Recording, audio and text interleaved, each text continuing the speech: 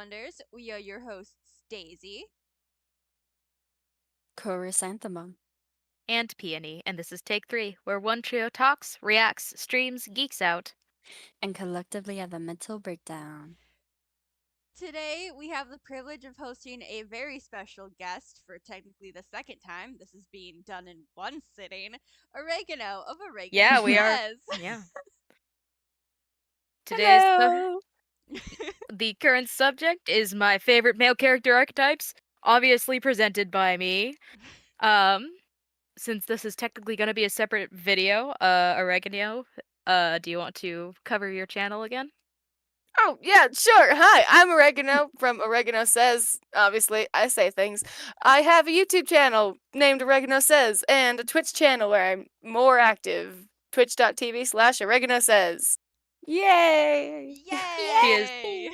a spectacular Twitch host. I regularly jump on her streams. It's very, very fun. Alrighty, well, Peony, give us your case. Why are we the cretins and oregano consuming this media today? The media is a slideshow, and we're doing it because I was cooking. And because we just Um, finished watching Transformers 1. Yes, we just finished watching Transformers 1, and that'll come in. But let's get started. Ooh, ooh. So today we're gonna cover one protagonist archetype and one antagonist archetype, and the context we're doing this in kind of ruins the surprise. But let's see if you can guess who we're talking about before I get to the examples. um. So for our protagonist archetype, we have it's a character with little to no personal ego, who's very self-sacrificing, quiet and usually serious, a good fighter but gentle with their allies, manipulative and cruel nemesis that seeks/has power and control and must be stopped, selected by the deity of their species to wield an iconic, unique power, and they have a distinctly protective role. Nice. We love you. I'm Orion. just like holding for guesses. Yeah. Oh, Optimus, my beloved. Come on, we all know it's Optimus Prime. We just watched Transformers 1, but there Yeah. is actually another character I thought of. Ooh. Long pause. Wait, is it? Wait, quite usually serious, good fighter, gentle without. Was this when you texted me? Is this Link from Correct. Legend of Zelda? We are talking about Hey. how Optimus Prime from Transformers and Link from The Legend of Zelda are the same character archetype. Hey. two things I know very little about. Yeah, boy. This is the reaction I knew I was gonna get from Chris. So, uh, likewise, we have the antagonist archetype, the drama and the ego. Uh, Usually loud, at least sometimes. Please make them shut up. A side capable of quiet scheming that actually makes them a very consistent threat. The protagonist exists, and the antagonist took that personally. Um, Possibly, it depends, aligned with the dark counterpart to the protagonist's deific boss. And very, very specifically, they chose their destructive purpose for themselves instead of having it placed upon them. Uh, all right. So we already got here. I have dubbed the protagonist archetype insert deity's own favorite clown. It fits. It fits. So yeah, the whole argument here is that Optimus Prime and Link are a character archetype. Let's break it down. First we're gonna talk about my boy Primus's favorite clown.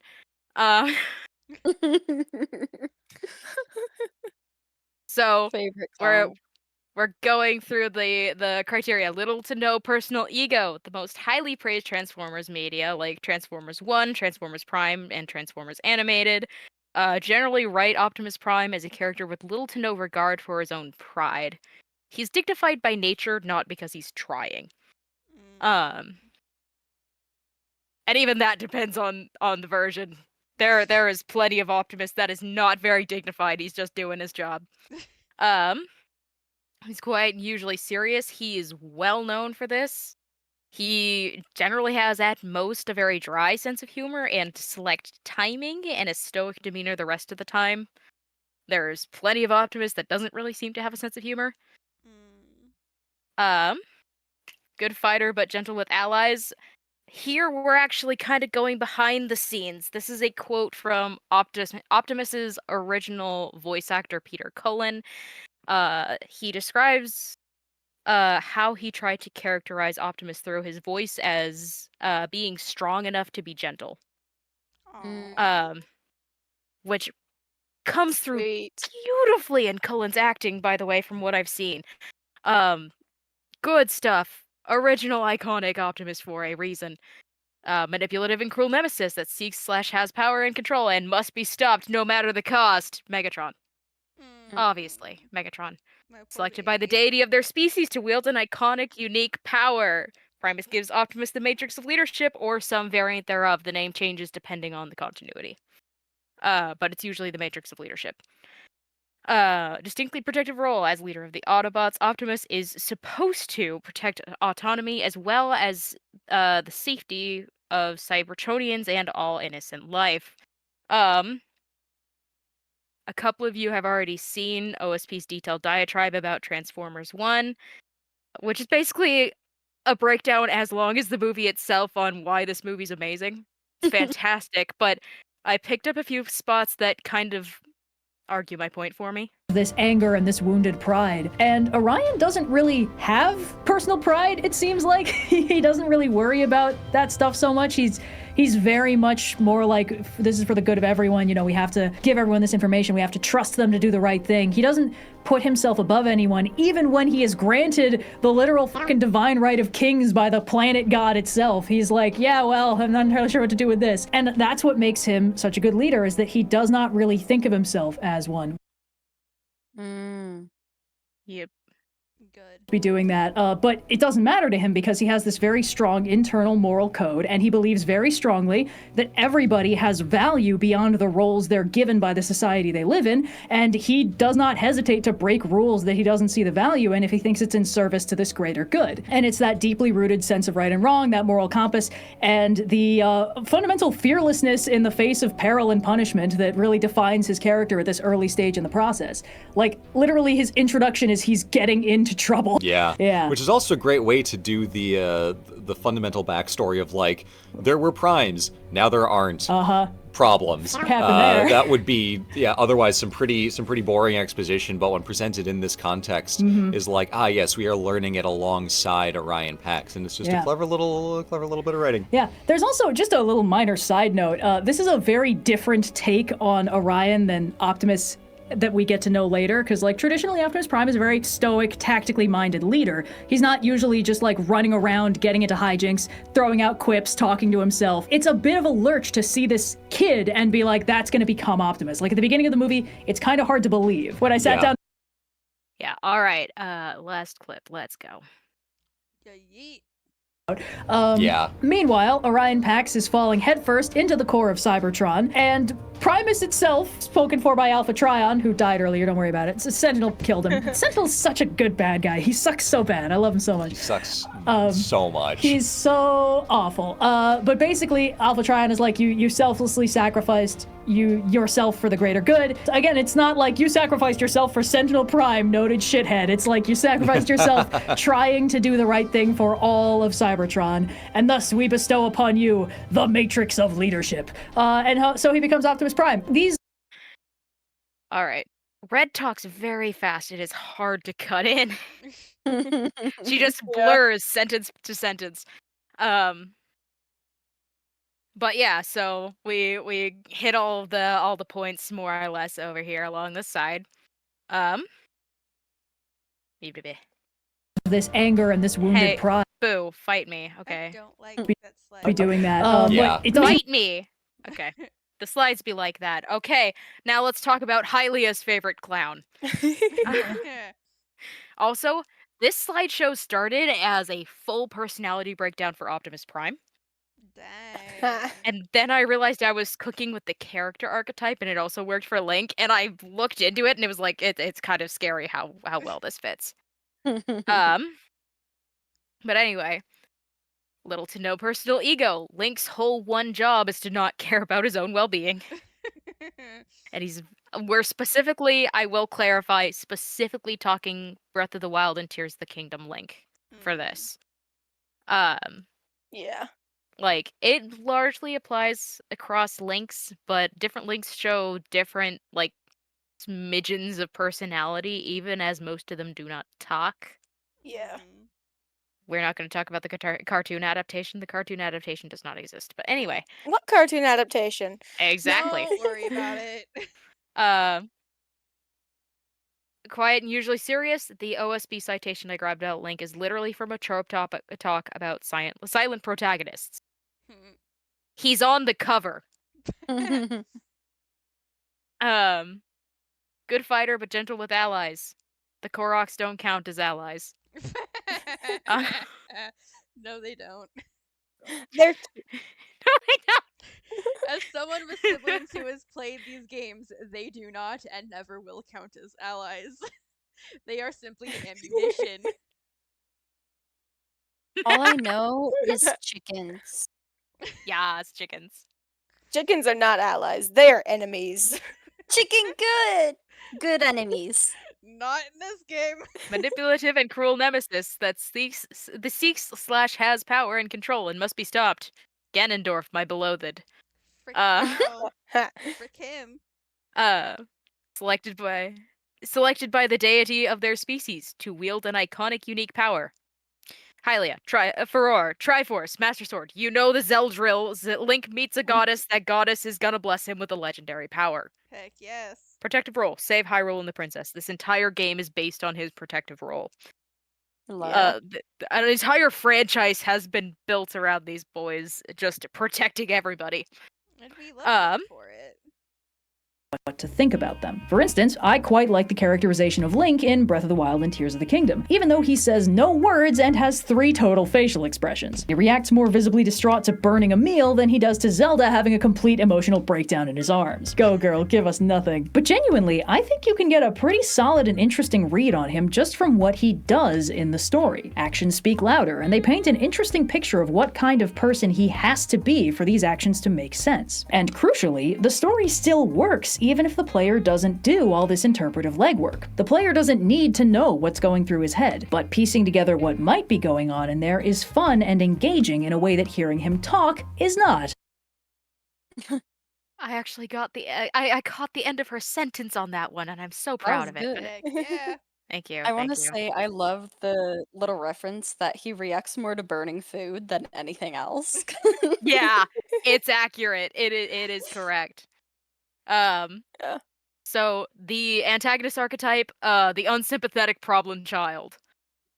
Okay, I thought that said Gandalf, and I was about to be very confused. As you should have been if it said Gandalf, but it doesn't say Gandalf. It says Ganondorf. Dyslexia. Fantastic. So this archetype is interesting to me because it's interwoven into the tone and feel of the favorite clown archetype. They're given a very distinct flavor by the two sides of the same coin attitude of the writing and the plot. So we have to cover Megatron and Ganondorf. Hey. So this is the how-to writing slide for the favorite clown. Yay. For the first thing to consider, whose favorite clown are they? The archetype is deeply interwoven with the lore of the world via a connection to their local creator deity. What does their nature say about the nature of their patron? And vice versa. We learn more about Primus than anything else when we see him bestow the matrix of leadership on Optimus Prime. 2, why is this one the favorite? How do the boys' qualities of humility, stoicism, protectiveness, and power intersect? What makes them individual, and what is out of character given their ideals? Step 3, how much does their patron interact? Setting aside how verbal the boy is generally, how much of their thinking/speaking is open about their connection? Is their support for their patron open or implicit in their strength? The boy is generally respectful of the patron. How did boy become so? And then step 4, where do the traits of deity's favorite and personal meet? So where do the intrinsic and extrinsic motivation collide within the boy? He's probably just some guy in his mind, so what is special to him? Does he have a foremost priority like Link does with Zelda, or a general priority like Optimus does towards Cybertron? Mm, I feel like I very need to good be points. taking notes. Thank you, thank you. Favorite clown continued. The discussed factors are essential to the insert deity's own favorite clown archetype. A lack of personal ego gives a character a distinct flavor. The capacity to be quiet and to focus on the serious without breaking gives a character a distinct flavor. Um, there is something to be said for a type of character that can cope with unimaginable pressure. There's a Finnish word, sisu, which doesn't really directly translate to English, but means just an unwavering willpower and tenacity in the face of impossible odds. And these characters are basically the embodiment of it. Um, so we're referring to the quote again, being what Peter Cullen, OG Optimus Prime voice actor, described as strong enough to be gentle gives a character a distinct flavor. Divinely granted power and a willingness to humbly use it for the good of others gives a character a distinct flavor. Even having a certain type of opponent lends to this flavor. If a factor is missing from the archetype, you have dropped a blowtorch in your creme brulee and now everything is ruined. A good, a good creme brulee is impossible to fake. Slay. I wouldn't Okay. know. I've only had good ones. Oh man. Creme brulee. Anyway. What was it about the favorite clown that the problem child took personally? They are often heavily influenced in even their small moments by an overarching hatred for the favorite clown. Where'd it come from? We just watched Transformers 1. Yes, we did. Ow, my heart. Megatron, my boy. Why? Arm hurt. 2. What kind of power are they after? Is it outright control over others? Is it physical strength, political influence, magic, or tech? Do they covet the power that the favorite clown has been granted? That is a note. Megatron probably would not ever openly admit all that much that he wants a power like the Matrix of Leadership. In Transformers Animated, he is after the Allspark. That's kind of the deal that everybody's after. Mm. We all know Ganondorf wants the Triforce. It's a whole thing. Mhm. It's Uh, literally the plot line of the entire franchise. Or the Yeah, majority of the entire franchise. Ganondorf has one job. yeah. I just played Skyward Sword. It's the whole thing. I want triangle. It's 3 triangles. It makes a big triangle. No triangle. Okay, part 3. What keeps them around to become iconic? Are they basically immortal like Megatron? Do they reincarnate like Ganondorf? Do they like plaguing the favorite clown specifically? Yes. The most iconic problem children don't stay dead because we want them back, not because of poor writing. That is the Yep. difference between an iconic problem child and bad writing is do you want the villain back? Yes? No? If a yes, iconic problem child. If no, replicators from Stargate. The Joker. Yeah, People yeah. very much want to keep him, so he is here. Yeah. I'm so tired of the Joker. But anyway. I do think they Okay, should listen. invest in the He other is ones. They do overuse him. I think he is amazing, but I do think they need to invest in the other villains as well. Yeah. Yeah. I think OSP described it as he's Batman's most fun villain, but he's not his most interesting villain. Yeah. Like we've Mm. had so many Which we iterations wouldn't of know the unless Joker. they put them on the screen. Yeah. Yeah. Like we've had so many Seriously. versions of the Joker. It's like, okay, there are several other bad guys that Batman has faced that are just as that are like on par with evilness and psychoticness as Joker, but Joker will forever be the king, but we can give him a break. Like let him plot some more before we bring him back to screens. We should Yeah. have taken a Let him chill cook. pill for a little bit after Heath Ledger in the 2000s. Yep. Yeah. Yep, we should have. Yeah. Yeah. Should have given All right. Penguin a real chance. Yeah. Penguin! Yeah. I love Penguin. Anyways. Part 4, why are they threatening? How do their selfishness, power hunger, and manipulation come together? How patient are they? How far ahead can they plan? How relentless are they? How subtle? Are there any nuances to their quest for power, even if those nuances are still selfish? Because Mm. that is important. The problem child is not a sympathetic villain. They're just a problem. They are specifically unsympathetic. It's Okay, true. but Megan. Problem I child do continued. love those. Yeah. We do love a problem child. There's a reason we bring back Ganon again and again and again, and we bring back Megatron. Oh my gosh. I want to shoot Megatron personally, but anyway. Not my boy. You can tell that in this chat there is an Optimus stan and a Megatron stan. What's up? Oregano is our Megatron stan. Peony is the Optimus stan. The problem child, much like the favorite clown, cannot exist in a vacuum. The flavor is lost without the contrast to the unique nature of the protagonist. The characteristics of the problem child are essential and opposed to the favorite clown's qualities. This dynamic does not have room for two arrogant characters or two humble ones. This type of antagonist either serves as an opposite or a corruption to all the protagonist's qualities. Not a foil, but a plague, a phantom pain. Their separation in ideology stems from a deeply rooted array of individual personality differences.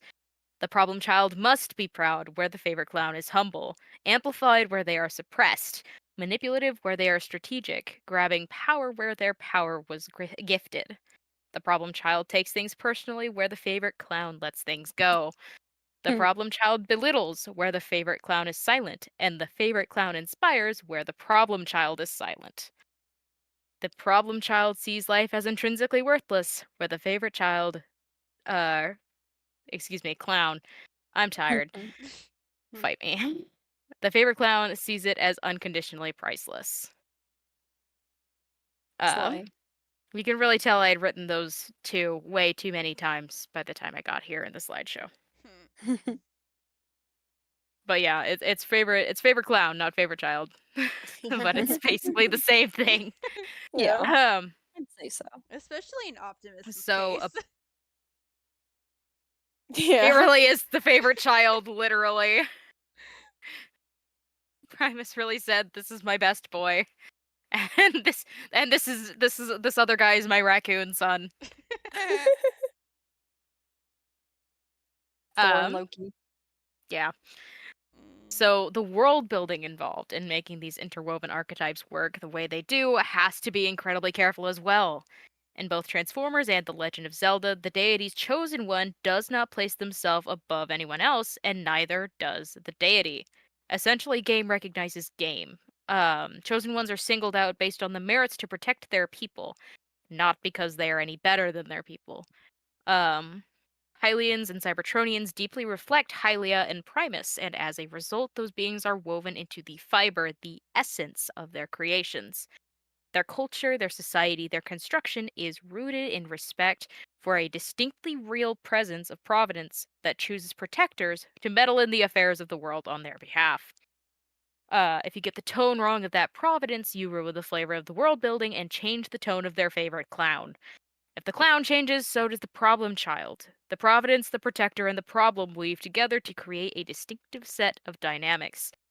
The providence part of the equation does not work unless it is a reflection of the people the protector is devoted to, and the problem wants to destroy or control. There has to be an intrinsic pull towards the dark in the problem, and an intrinsic pushback of light in the protector that the providence amplifies. In Transformers 1, that natural push and pull is directly responsible for Orion and D16's friendship collapse. No. Oh. Whee! This Poor dude. heart. Yay, pain. So, how does Hyrule work through this lens? So the clips are basically going to cover this, but in Skyward Sword, the world building is explicitly through Hylia. In Breath of the Wild, that world building remains, but is reinforced through the ancient perseverance of the culture. Statues of Hylia are just everywhere. They just exist. The temple from Skyward Sword, where Hylia's largest statue resided, still stands, surrounded by crumbling ruins, patched over and over again by a legacy passed down through countless generations. Hylia is threaded in and out of the world, the ruins, the towns, and the people. And we have architecture discussion from OSP about Breath of the Wild's Hyrule for this. So this is the Seal Temple from Skyward Sword. Oh, well then! Well, would you look at that? Yeah, so it's described in the lore as housing the oldest statue of the goddess, and the first giant statue of Hylia that we encounter appears in Skyward Sword up on Skyloft.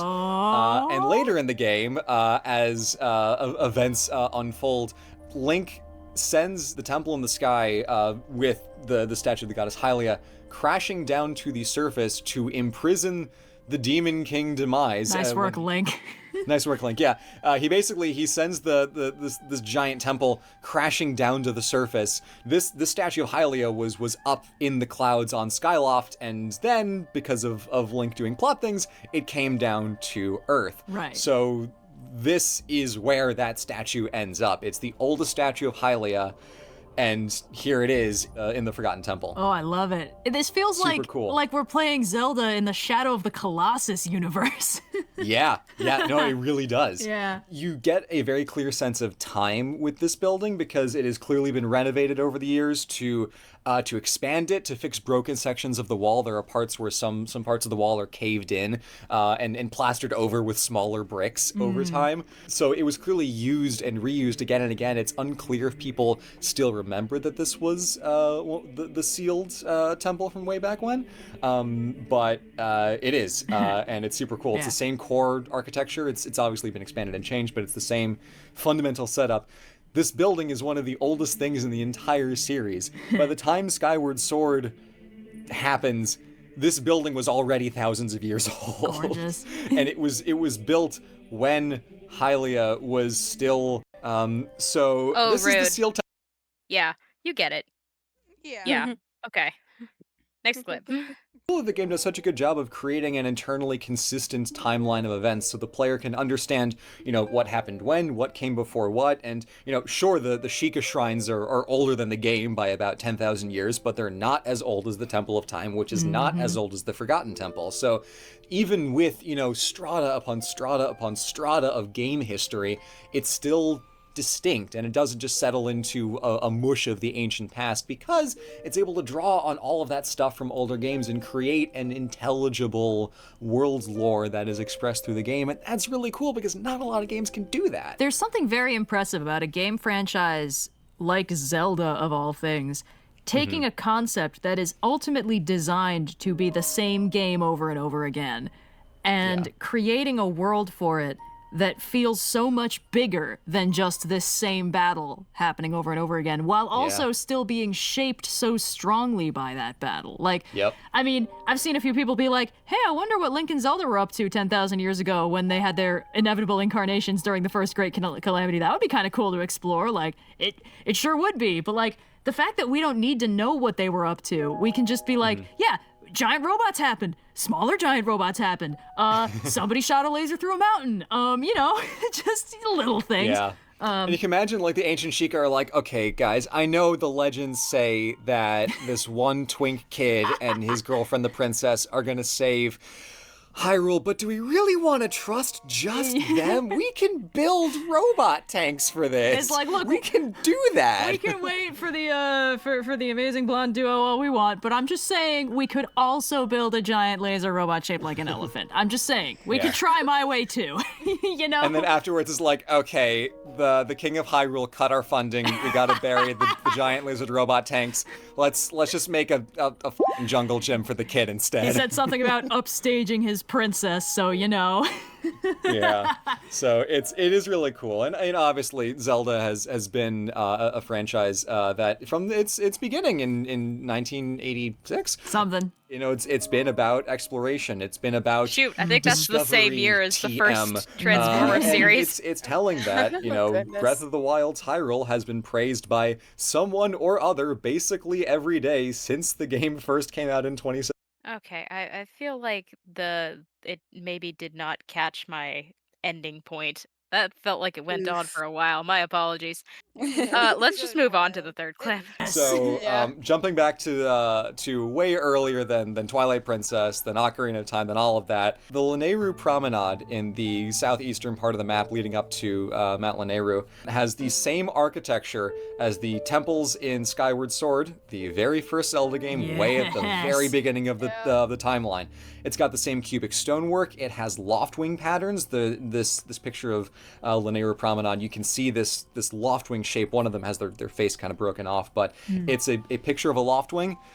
Those went extinct a very long time ago. So clearly it is a stylistic continuity, rather than like they just decided to keep sculpting loftwings. That's another thing of like, what does this symbol mean? I don't know. Put it on the promenade. And there are also designs around Lanayru Promenade that have a stone inscription pattern of the goddess's harp, which is a big plot device in that game. Love So.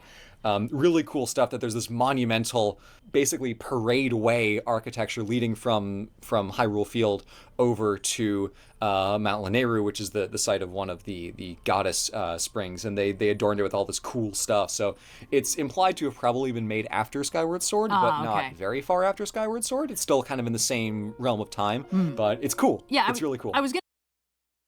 Yeah, so basically, yeah, the point of that is these symbols of Hylia are still built into the ruins even after the era when the lore about her is the most active. Um, are you gonna let The me? game does such a good Are you job of gonna let creating me? and jumping.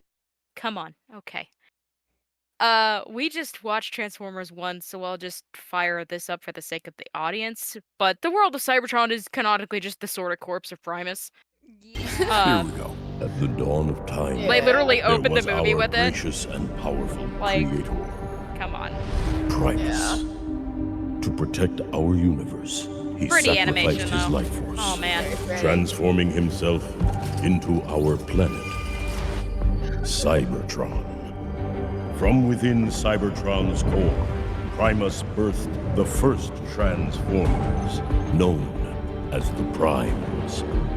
The most powerful Transformers, appointed to lead and protect future generations. Okay. Come on. Let me go. Let me go. Please. There we go. So, in summary, Optimus Prime and Link fall under a distinct archetype. Due to this, Megatron and Ganondorf fall into an equally distinct dynamic that creates a secondary archetype that would not exist without the favorite clown archetype. Primus and Hylia are the goat of their universes, and it is all over those universes. Being the goat's favorite goat makes Optimus and Link double goated. And these are the fictional men I would feel safe alone in a room with. Heck yes. They're robots. The floor is open to further thoughts. I also have a reference page. Hey. Nice. I just have to say, living and listening to the music of Skyward Sword made me tear up. I love Legend of Aw. Zelda so much. It's always in my heart. Oh. Yeah, so you probably know Link better than anybody else on this Discord call. What are your thoughts? I know Link very well. I've beaten Skyward Sword like twice, Tears of the Kingdom, Breath of the Wild. I 100%ed Tears of the Kingdom. Holy crap. Like all of the shrines? Okay, I think I missed 2 and I didn't do the Koroks. So 2 shrines and none of the Koroks because Koroks are stupid. So you're like 97% in Tears of the Kingdom, which is Yeah, still I did terrifying. everything else. So yeah, but man, I've spent a lot of time with Link, and you're right. He does. oh goodness, he's very selfish. Selfless. Blah.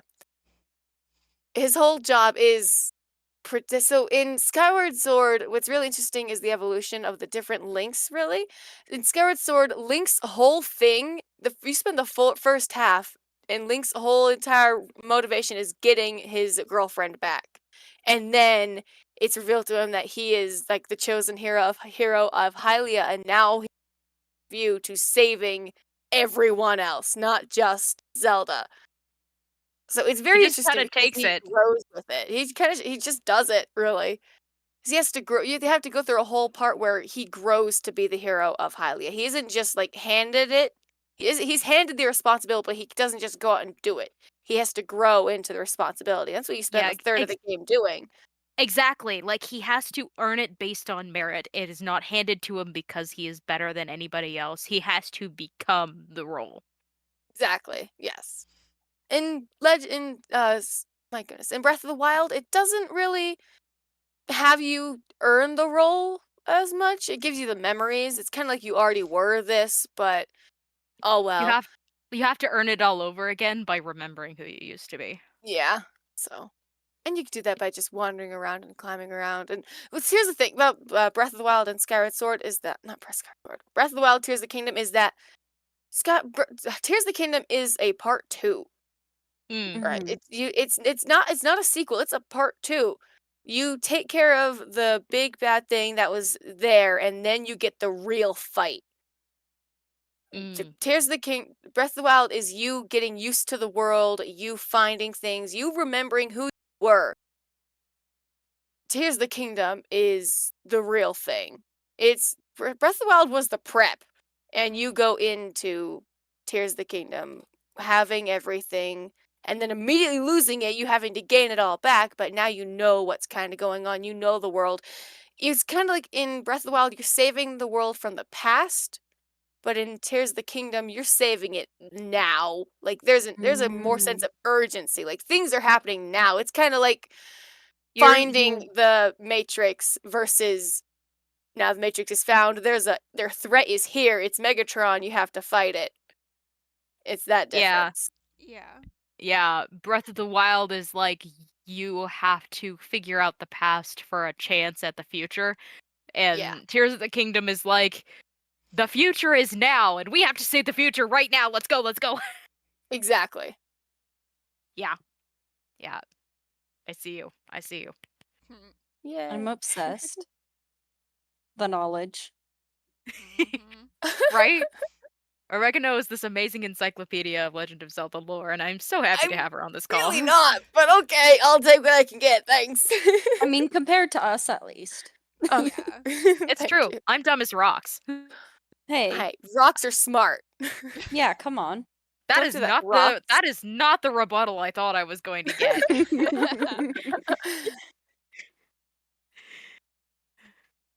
But yeah, Okay. I tried to think of more to cover on the villain side of this. Um, That can I be could think, for part 2.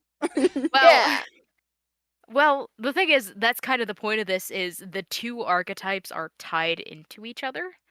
Mm. Um, you can't have one without the other. Um, they're coins. they're coins. You have two Two-Face? halves of every coin. We started. Yeah. I brought up Joker, and now I just can't stop thinking about DC. But it's very much giving Two-Face vibes with his whole coin deal. Yeah. Lols. Literally. Lols. Lols. Yeah, I'm gonna be real. This whole thing was really just an excuse to talk about Optimus Prime. Yeah. Yep. Yep. Robots. Transforming robot. Cool Robots. robot. Robots in disguise. Um, Yeah. um, but yeah, does anybody else have any thoughts? Not really. I think I've said everything I could think of when we were actually watching the movie, like maybe like Mm. half an hour ago or whatever. But yeah, good writing. I was trying to think of as we were going through it. I was trying to think of characters from medias I'd consume that fit that, but I'd have to sit longer and think harder about I that. know. I'd have Yeah. to like actually have my brain cells on, and that sounds Yeah, difficult cause right now. I One could I could definitely think like of. yeah, cause as we were going through it, I could definitely like think of medias I'd consumed that had people that fit, but I couldn't like name any specific characters. Like I know that I've seen these, Yeah, but like I can't there's Mm. think of their names. yeah, there's a tone. There is a tone to the character. It feels a certain way. Yeah. The closest one I could think to right now, it barely even applies, is like Superman. Mm, Not even that he's Yes. just like kind of Yeah. born with the power, but Yeah. he There still isn't has to learn how to deal with having it. Really, like his problem isn't getting it; it's having it in general. Yeah, yeah, he is very humble, very powerful. But the thing is, there is a reverence for divinity with Optimus Prime and Link that doesn't come through with Superman. Otherwise, I would have included him. Because Lex His reverence is Luthor is America. all over. His reverence is America. Truth, justice, and the Yeah. American way. That's his deity. So what you're saying is he's Texan. Anyway, Kansasan, Canadian, Kansasan. Kansasan, he's from the We're not in south. Kansas anymore. Canadian. He's from Yeehaw. Midwest. Yeah. Like, Lex Luthor though absolutely fits the problem child trope. Yeah. There's Oh, I just feel like Yeah. Wonder Woman could be a baller. Well, she's a girl, and I'm pretty sure this is a guy video, but Wonder Woman's a pretty good one, I'd say. Yeah. if we are including females in the archetype, um, Ruby from K-pop Demon Hunters. Oh heck yes. Hey. Very much Yeah, so. like we watched K-pop Demon Hunters, and I'm not gonna lie, I'd been having Transformers on the brain, so low key my brain just started making parallels to Optimus Prime with Rumi, like personality wise a little bit. Um, like just I don't know how to explain it, but like there is a dedication to the Han Moon that fits the vibe almost. Mm. I would say Um, especially once the patterns start to like grow, like the desperation to protect it and fix it gets a lot I can't think of the word. Harder? That doesn't sound right, but like you know what I mean.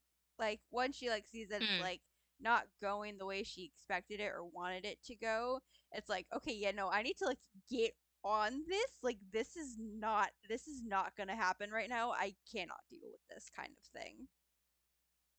Like Yeah, that's like the her interesting duty thing to about be Rumi.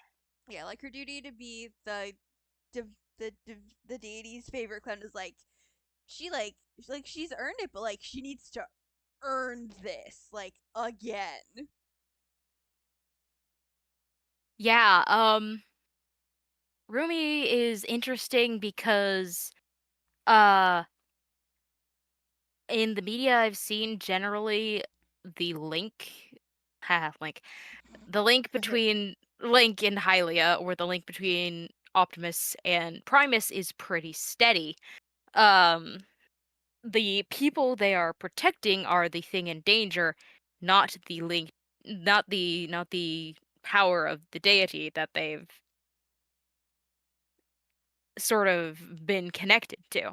Yeah. Like, there's an element of protecting the Triforce from Ganondorf, protecting the Matrix of Leadership, but um at the same time it's like those things have kind of a vibe that they can take care of themselves. Yeah. And the Mm. deities they come from very distinctly feel like they can take care of themselves. Yeah. Especially the The Han Moon is Matrix of not like Leadership. that, and yeah, the Matrix of Leadership is like, if you are not worthy to touch it, it won't even let you. I'm Um, out. Rip Sentinel Prime, you deserved it. Well, Sentinel. He wasn't technically a Prime in this. He was an Um, intern.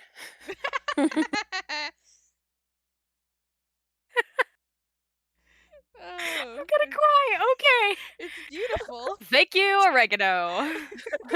Thank you. That was remarkable. That was well timed. That was good humor. That was just 10 out of 10 humor in general. I lost my train of thought. Wow. Just Rumi and the Han. Oh yeah, yeah. The the Han Moon is interesting if we put it in the place of the deity in this dynamic because it cannot protect itself. And that by nature changes um the favorite clown's dynamic with it. Mm.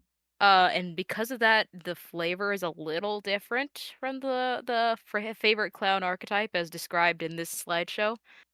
Um, but personality-wise, she hits a lot of the qualities dead on. Like, actually, let's da-da-da-da-da-da. Come on, come on, come on. As much as I love my favorite clowns, come on. Mm. Let me go back. Okay, okay. Here's the list. So, um, so Rumi does definitely have a personal ego, and it's reflected by her shame. Mm. So she's a little off there, but she is definitely self-sacrificing. Quiet and usually serious. She's dead on. Good fighter, but gentle with allies. Dead on. Manipulative and cruel nemesis. Gima. I have thoughts about Gima. I have so many thoughts about Gima. He's terrible, but he's an interesting kind of terrible. Mm-hmm. Selected by the deity of their species to wield an iconic, unique power. The closest Rumi has is like her Celine. voice. Like Oh, yeah, being that too. selected to be part of the group. Yeah. Yeah.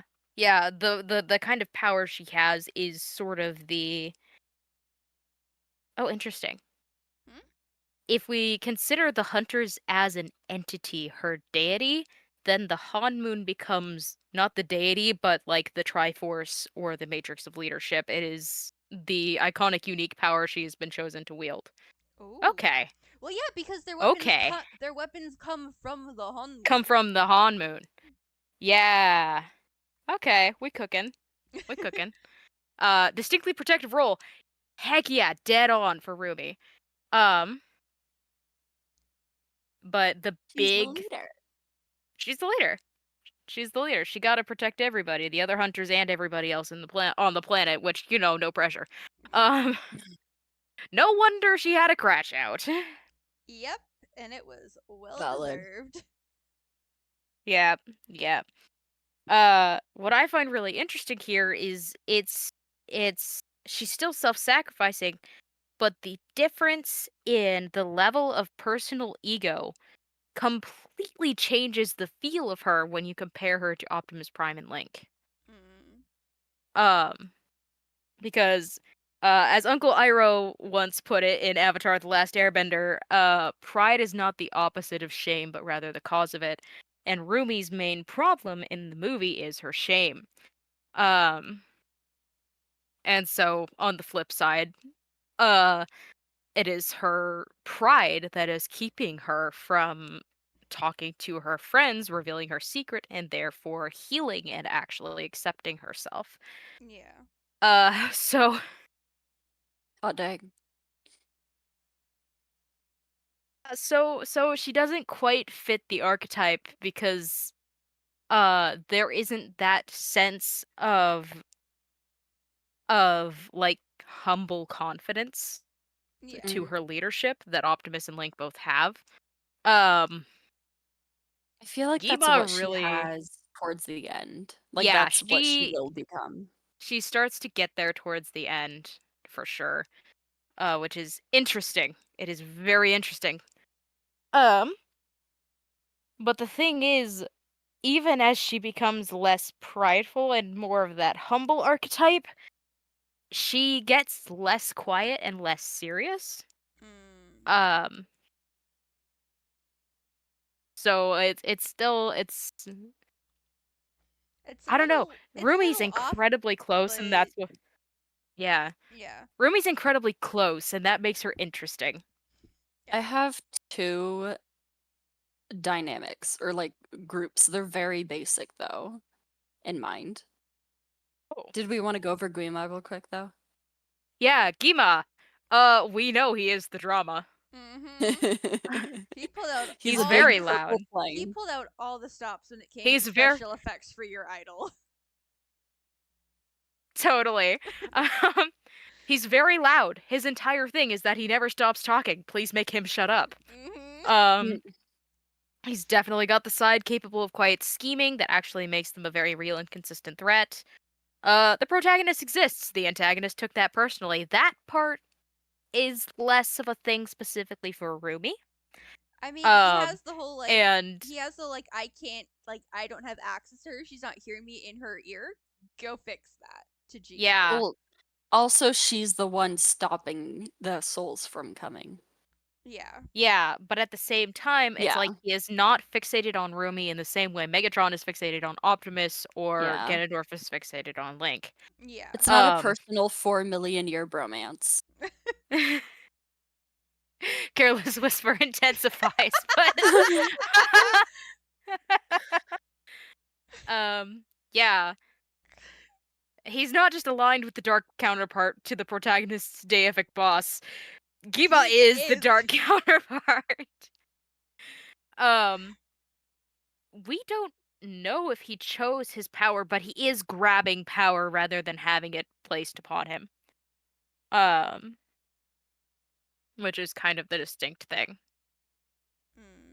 So yeah, Ruby and Gima pretty closely clock into this, but there is a lack of personal rage between them that takes away a little bit from the dynamic and makes it a little bit different from the dynamic and therefore the archetype of Megop and Link and Ganon. Yeah. Yes, I just used Megatron and Optimus's ship name for this. Anyway, Although I feel like there is the popular, not to get all fandom in this. Actually, no, this whole video is fandom. Never mind. There is the pretty popular theory that Guima is Rumi's dad. Rumi's father. Yeah, I have seen that. So if that is true, or well, for the sake of this theory, we'll say that it's true, even though it is most likely not. That once that gets revealed to Rumi, even if Guima does or does not she already would know take it, Gima personally. yeah. And Yeah. I feel like once Guima found out, it would make sense why she's not hearing him, and then he'd be like, oh well, now I want her because she's my daughter. I can use her. Let's do this thing. Like, I feel like if that reveal were to ever happen, then that would push them a little bit more into the personal hatred aspect of the archetype. The thing is, I feel like Gima does not care enough about any one mortal or hunter for even his daughter to become that big of a fixation. That's fair. Yeah, the arrogance, the drama, the ego actually gets in the way of his personal grudges. That's true. Because he just doesn't care about anyone else that much. That's true.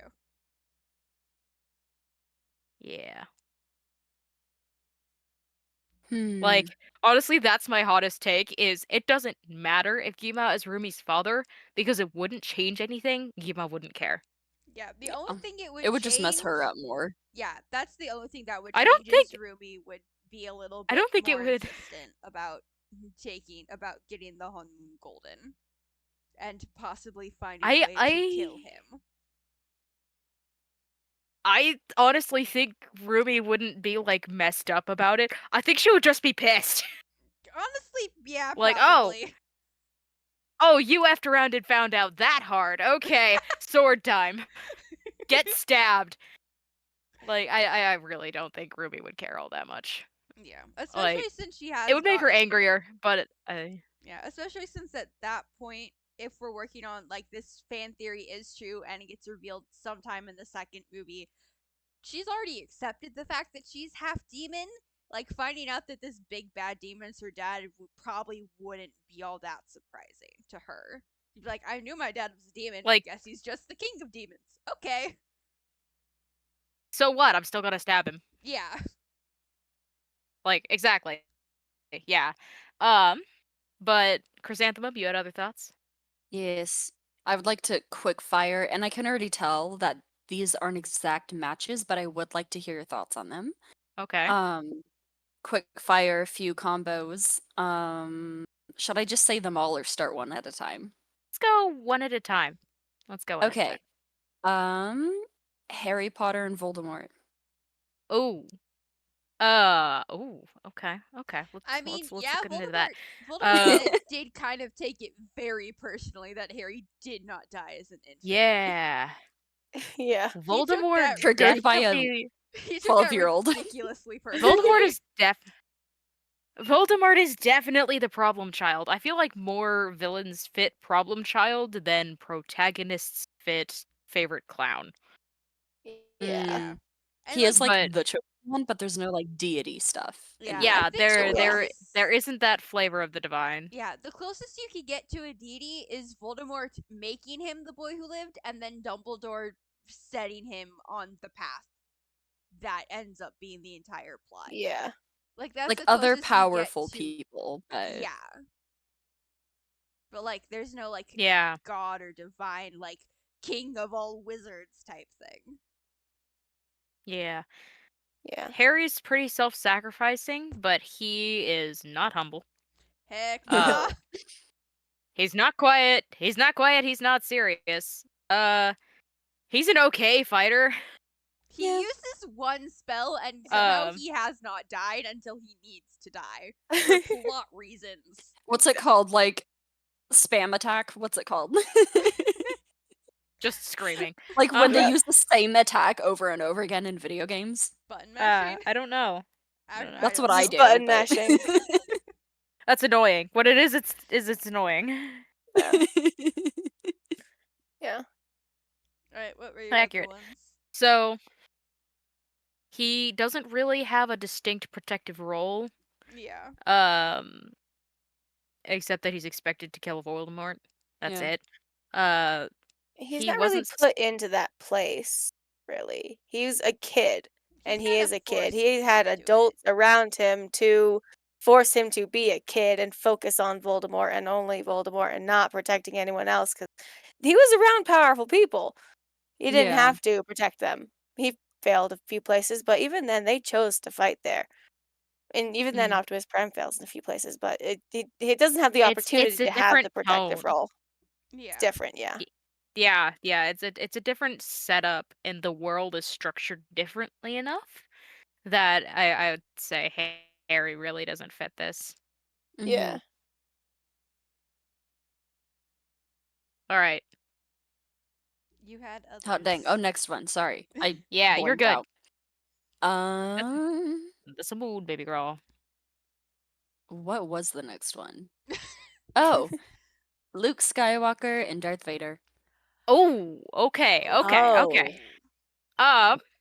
Not necessarily. I would think the take it personally part. I'm not quite sure about Um, that in their relationship. It is immensely personal. It is very personal. Luke Skywalker and Darth Vader is one of the most personal enemy dynamics out I know, there. but like we don't Um, find out that it's personal at least to Luke until like 3 scenes before Vader dies. That is fair. Also, Vader it's- does not know he has kids for a long hot second. Yeah. Like he thinks I Padme haven't seen dies. Star Wars that recently. Yeah, like in episode 3, he choked out Padme and then kind of leaves. We're given no reason to suspect that before the chokeout, he knew that Padme was pregnant, and he's basically dying the entire birth scene. Baby girl, Padme was huge. She was 9 months. That's right. Last time they saw each other. It's been a while since I've seen episode 3, to be fair. Yeah. That's yeah, valid. I don't think Yeah. I've seen like the original 6 Star Wars movies, since I was a small child. I think I was like 6. So Well, Valid. I don't think either of them fit into either of them really. See, okay, I'm just gonna go down the list. So Luke, he does have an ego. He is self-sacrificing. It's not a big ego, but it Mhm. is there, really. yeah, Especially you can see this in like A New Hope. Yeah, like once he He becomes a is Jedi, the not ego kind of serious. grows. Yeah. He's a good fighter and he's gentle with his allies. He has a nemesis, yeah. The deity we could take is like the Force. That's like the biggest thing that Yoda. coincides with everything, yeah. and Yoda But definitely. is the Um, Force the deity or the iconic unique power? yeah. Oh. I'd say the So, power. yeah. Now with the antagonist, with Vader being the antagonist, the ego, the drama, oh, it's so there. Very much It's there. oh there. Just his breathing is iconic. Exactly. Um, the quiet scheming also there, but he doesn't take he doesn't take Luke's existence as like a negative thing really. Like in Yeah, Oh, episode you're 4, right. he basically wants him to join him really. Like, "Hey, I'm true. your father. Want to You- want to team up really?" So, Literally. Oh, hey, rude. Rude. Proceed. and so he did choose his destructive purpose for himself because he figured he could be with Padme if he had the dark side with him, and he was whole against the light side. We were whole against the Jedi because he couldn't fall in love, which he kind of got that wrong, but oh well. So they line up a little bit, but neither of them really line up. They're very Yeah. different. They have one or two in common with this, but not really. Yeah, Yeah. the tone is very much not the same. Yeah. Ooh. Hmm? Sorry, I genuinely can't even think of any that would be full on. I'm just trying to think of like the iconic ones everyone thinks about, you know? Yeah. Yeah. Yeah. We could say Charles Xavier and Magneto, just because we have been talking Mm, about that bromance. Mm.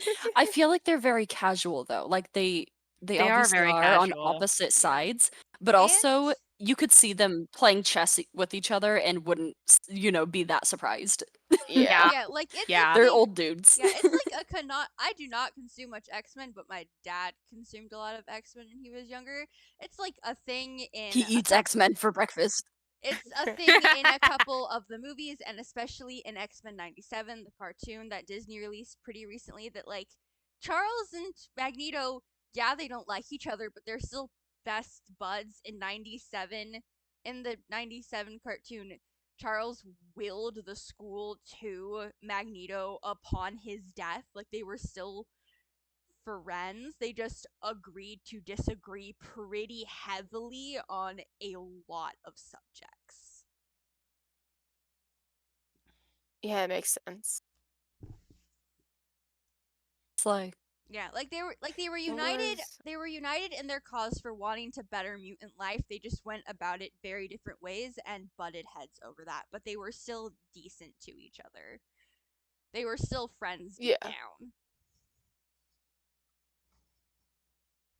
like they both knew the other was, you know, good in a way, or like they couldn't get over it really was like a brother bond, I'd Yeah, say. yeah. Like they I understood. don't know. Yeah, like they understood why the other was going about achieving the cause they both believed in the way that the other was.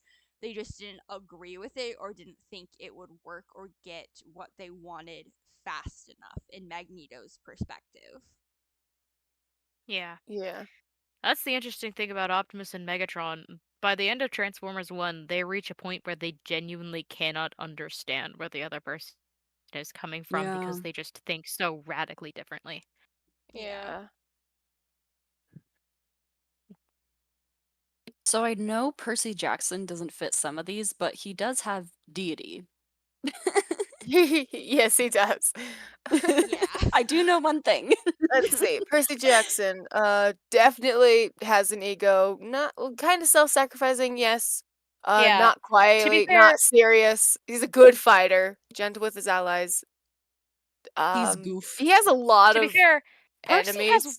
one of the most interesting egos I've ever seen, though, because it is not like he hypes himself up and thinks he's all powerful and all that. Like, we see in other books when anybody else sees Percy from an outside perspective, he's terrifying and powerful. Percy doesn't see himself that way. He's Oh my proud gosh, it's in like the way that Spider-Man, bro. he's proud in the way teenage boys are proud. Yeah. Yeah. Literally Spider-Man.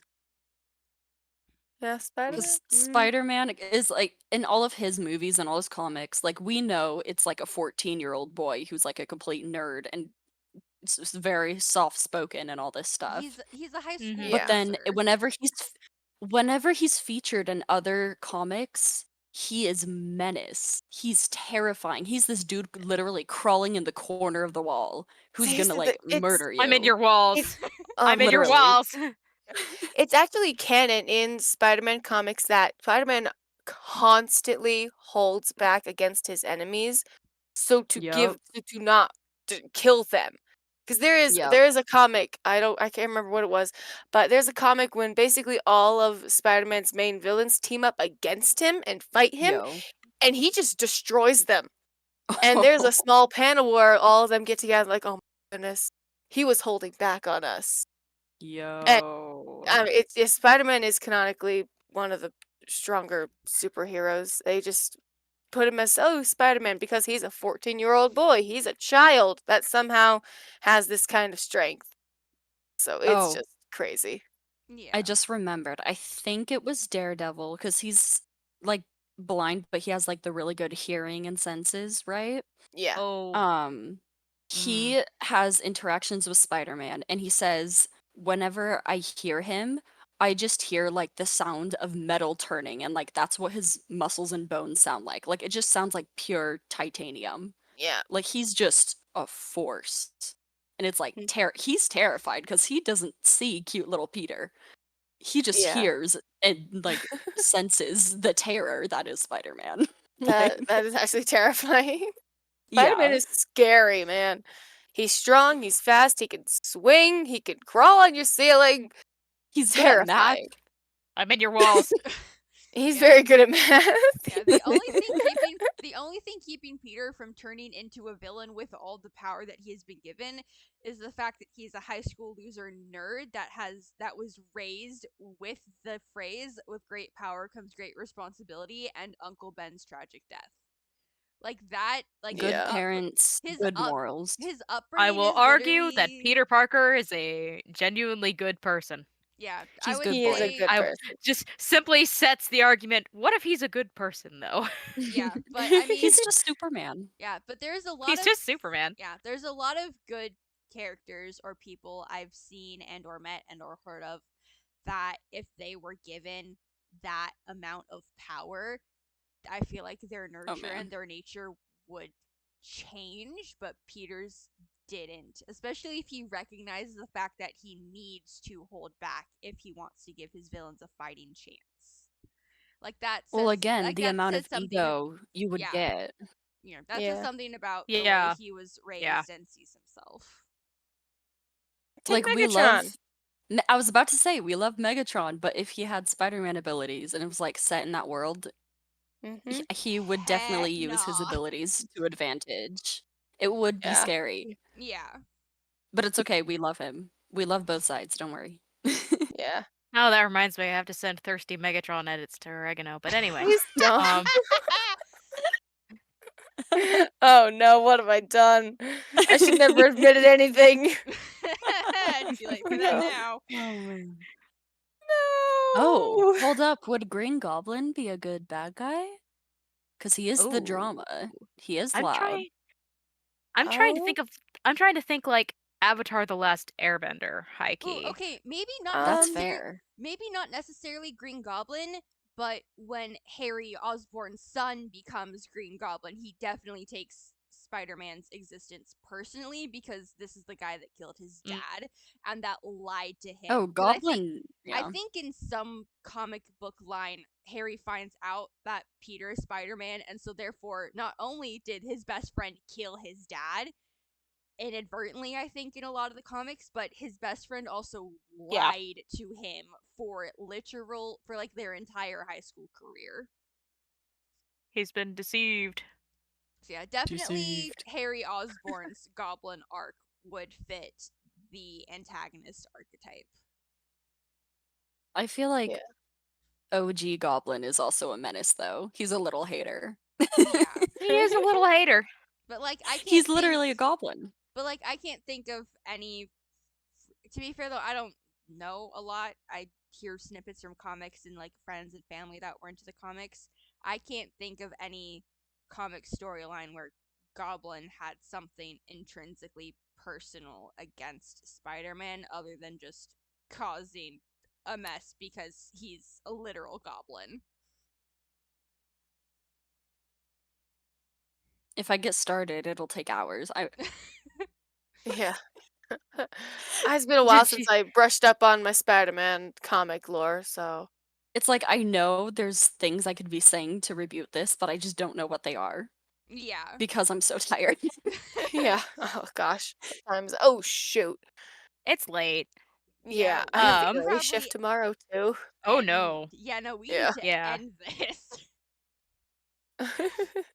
I would like to offer one last example to the group. Oh, Yes, yes. ma'am. End of series Avatar: The Last Airbender, Zuko and Azula. Oh my. I have not Um, seen this show, so I will make no comment. You have Okay, not seen the so show? Excuse gosh. me? How- No. what? There's Peony has We'll fix that. Anyways, Peony has made it clear in past years that she wants me to watch it, but I have yet to. absolutely do it. It's one of the best shows ever. it Really. really is. I It can really is. So to answer your question, Yes. for Zuko and Azula, I don't think very much, but if you go to like the base characters of Aang and Ozai, I think Mhm. yes. If you think Aang as the protagonist, no personal ego, self-sacrificing, he's not Yeah. serious at all. He's a good fighter, Not very remotely. talented with his allies. Deity, basically the Avatar cycle choosing him, really Yeah. very protective role, and with Ozai being the antagonist, the drama. Hi, um, I am the He- Phoenix King. exactly.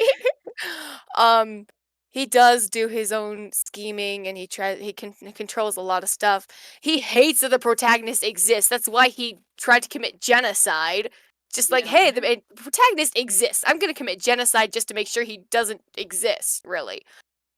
Um, he chose a destructive purpose for himself because he wanted power to have Yeah. it. He wanted the whole world. So I think it does connect with Aang and Ozai at least. Definitely for sure. This is why I specified like end of arc Zuko and Azula, like especially in that final duel. Yeah, when What I'm their thinking of the dynamic final becomes. duel. Yeah, Yeah. yeah, with the final duel, maybe a bit with Zuko and Azula, but I don't know, when I think of Avatar: The Last Airbender, the ones who would connect to this archetype is Definitely Aang Aang and and Ozai Ozai. the entire time. Yeah. Yeah. Yeah. Although that final duel sure. was so epic. It's so good. Oh man, it's so good. Yeah, it's real good. So, it is very late. Yeah. I think we have gone into this enough. Um, that'll do it for today. Drink water. Go finish the responsibilities you're procrastinating. And we'll see y'all around. Bye.